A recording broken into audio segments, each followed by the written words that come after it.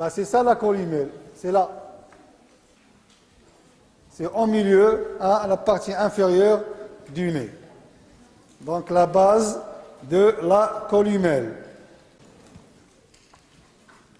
C'est l'étage buccal.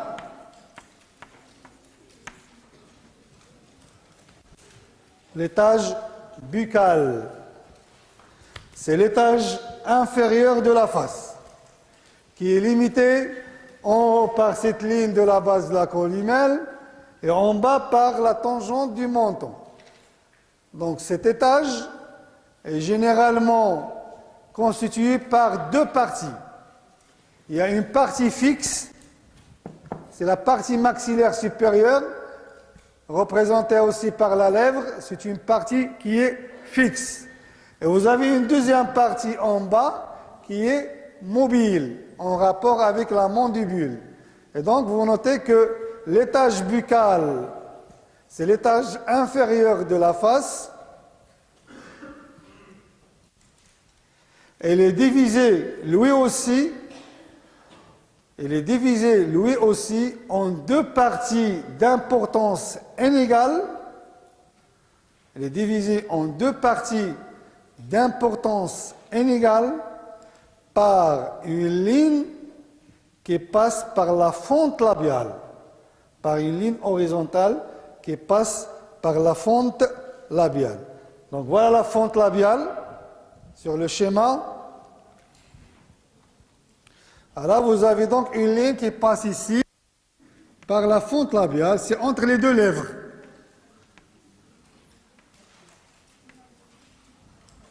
Voilà.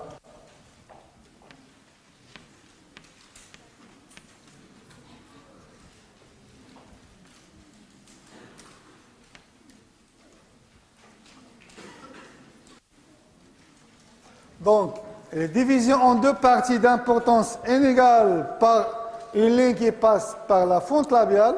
Donc, ces deux parties, donc vous avez la partie supérieure.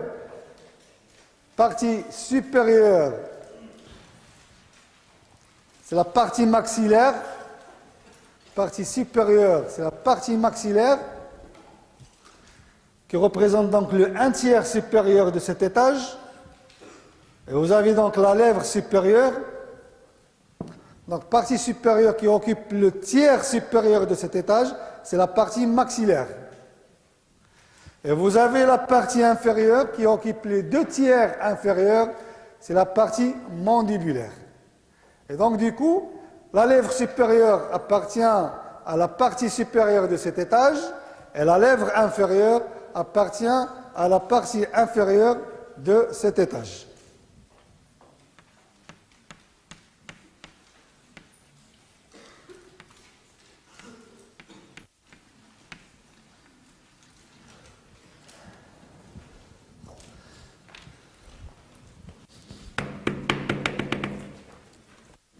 Donc, on va récapituler. Donc, on a dit que la face est un élément qui occupe la partie antérieure du crâne. Elle est limitée entre deux lignes. Vous avez la ligne en haut d'implantation des cheveux, c'est la ligne capillaire. Et en bas, vous avez la tangente au menton. Donc, c'est ça la limite de la face. Et cette face, sur le plan topographique, est divisée en 3 étages. Comme vous voyez ici, il y a l'étage supérieur, c'est l'étage frontal, ou bien tout simplement le front. C'est un étage crânien qui appartient au crâne. Et vous avez au milieu, c'est l'étage moyen de la face, c'est l'étage orbitaire et nasosinusien, parce qu'il contient à la fois les deux cavités orbitaires, la pyramide nasale, les fosses nasales et les sinus maxillaires. Donc il est limité par cette ligne supérieure qui passe juste au-dessus des sourcils et une ligne inférieure qui passe par la base de la colonne. Ça, c'est l'étage moyen. Et donc lorsqu'on parle de l'étage moyen, c'est la pyramide nasale, c'est les deux cavités orbitaires et c'est la projection des sinus maxillaires. Et vous avez en bas l'étage inférieur de la face, c'est l'étage buccal. Pourquoi buccal? Parce qu'il est occupé en grande partie par la cavité buccale. C'est la cavité orale. On va la voir lorsqu'on va décrire la cavité orale. soit orale, soit buccale. Et donc cette cavité donne son nom à cet étage inférieur.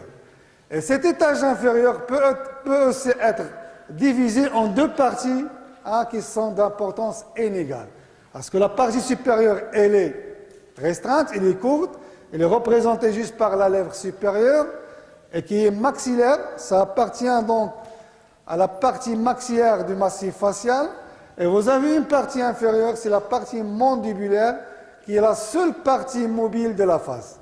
C'est la seule partie de toute la face qui est mobile parce que cette mobilité est due à l'articulation temporomandibulaire. Parce que l'être humain ne peut pas mobiliser son massif facial sauf la partie mandibulaire qui permet, grâce à ces mouvements de l'articulation temporomandibulaire, de fermer et d'ouvrir la bouche. Donc on a parlé des étages, maintenant on va parler des régions. Parce que aussi, on peut diviser la face en différentes régions et en différentes unités esthétiques. On parle des unités parce que chaque unité a certaines particularités. Et donc, vous mettez comme titre ici. Et donc, la face peut être divisée, en grosso modo, généralement, on utilise 6 régions. 6. On va les décrire au fur et à mesure. Donc, vous avez 6 régions au niveau de la face. C'est la région temporofrontale. Région temporofrontale.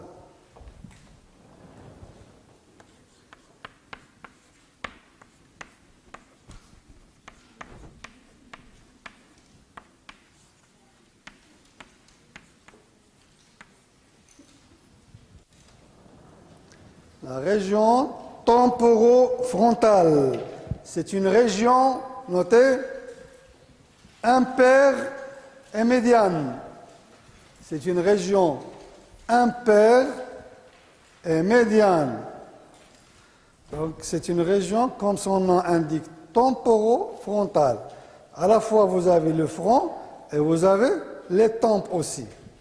Donc c'est une région impaire et médiane qui est constituée par 2 unités.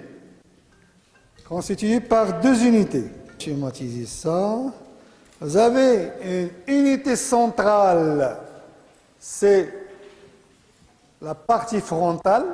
Vous avez une unité centrale, c'est la partie frontale, ou bien l'unité frontale.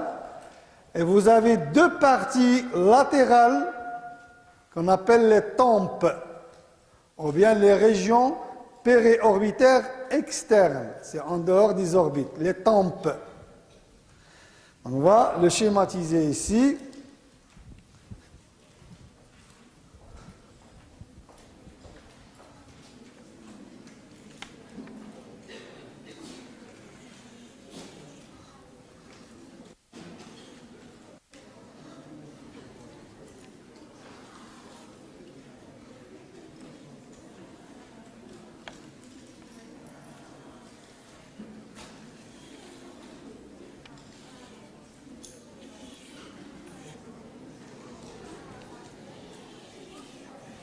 Allez-y, allez-y, son.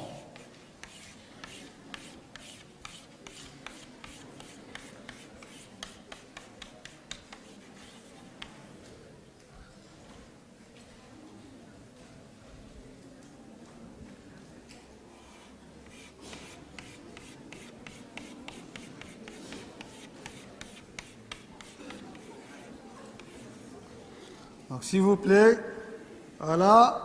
La région centrale, c'est le front.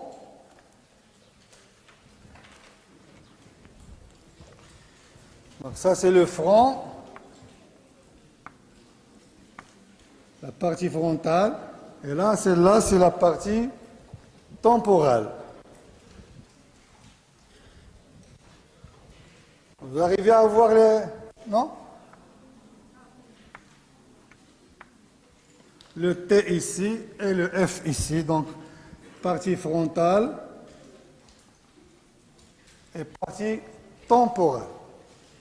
Donc ça, c'est la région temporofrontale. Si on veut la schématiser sur la face, va être donc de cette façon-là. Donc vous avez la partie frontale ici, voilà. Donc la partie temporale là, et la partie frontale ici.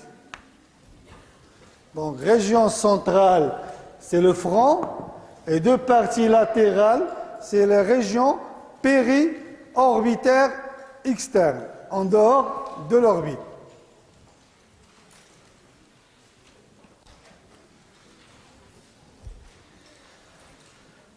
Donc vous notez la nomenclature du schéma, région frontale temporale. Une région temporo-frontale avec deux unités, unité centrale, c'est le front, et deux unités latérales, bilatérales, ce sont les tempes. Deuxième région.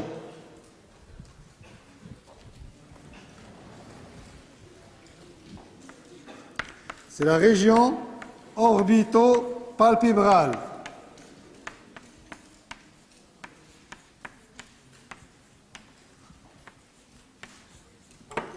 Région orbito-palpébrale. Et comme son nom indique, elle est en rapport avec les deux orbites et avec les paupières orbito-palpébrales. Vous avez les cavités orbitaires en dedans et qui sont occupées par le globe oculaire.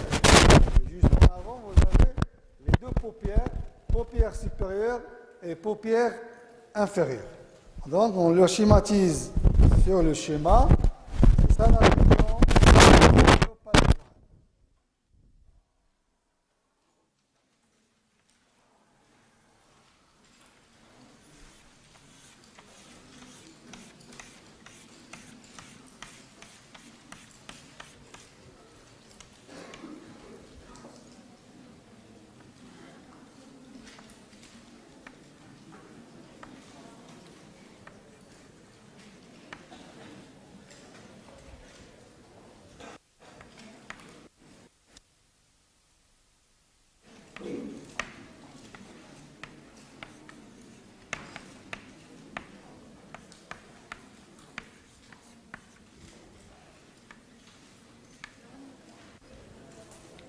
Donc notez, la région orbitopalpébrale, elle est bilatérale, deux parties, elle est bilatérale.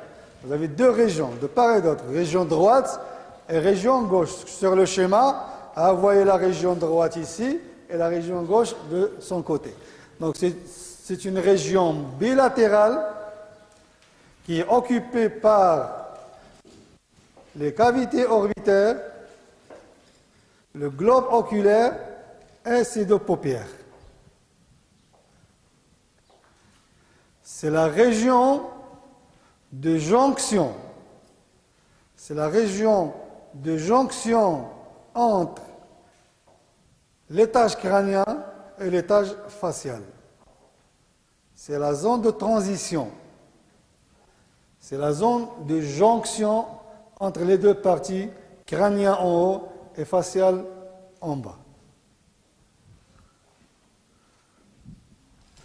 La troisième région,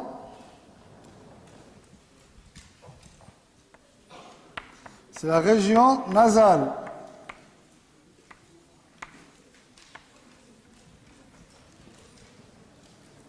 La région nasale, c'est la région qui est en rapport avec la pyramide nasale.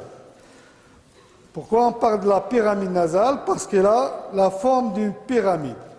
Parce que le nez, ce qu'on voit au niveau de la face, c'est juste la partie découverte de la face. Parce qu'il y a des cavités nasales en dedans. Et ces cavités nasales qui jouent le rôle de la respiration et de l'olfaction, elles sont protégées par cette pyramide nasale qu'on voit ici, qui a une charpente ostéocartilagineuse. C'est juste la partie de couverture. Parce qu'en réalité, le nez, il est central, il est en dedans. On va le découvrir lorsqu'on va parler des fosses nasales. C'est en dedans, c'est au centre du massif facial. Et ce qu'on a ici, c'est juste la partie de couverture. C'est le couvert des cavités nasales qui protège les fosses nasales. Et donc, la région nasale est en rapport avec cette pyramide nasale. Donc c'est une région qui est occupée, notez ça. La région nasale, c'est une région centrale. C'est une région centrale qui est occupée par la pyramide nasale. C'est la partie la plus exposée du visage. C'est la partie la plus convexe de la face, ce qui explique la fréquence des traumatismes faciaux qui touchent cette région-là, parce que c'est la première région de contact avec un choc extérieur.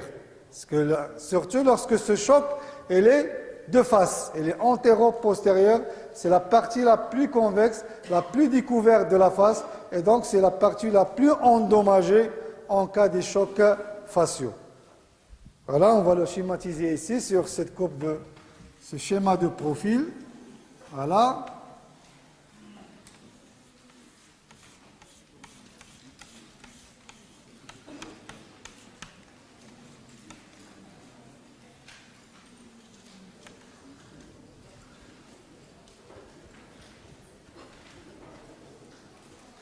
La région nasale.